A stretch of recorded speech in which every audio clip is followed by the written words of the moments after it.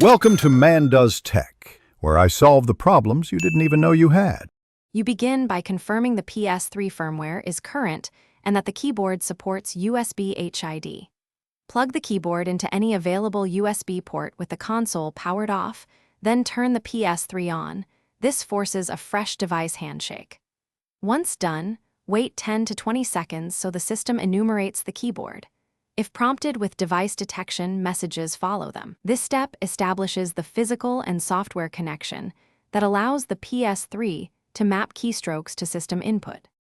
Next, you configure the keyboard so keys behave as expected. Navigate to Settings, then Accessory Settings to choose Language, Character Set, and Key Repeat Rate.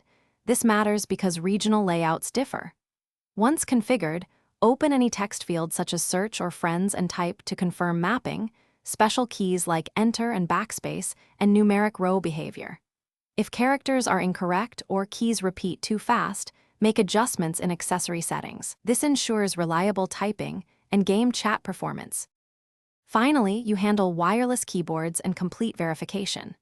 For Bluetooth keyboards, go to Settings, then Bluetooth Devices, and start pairing.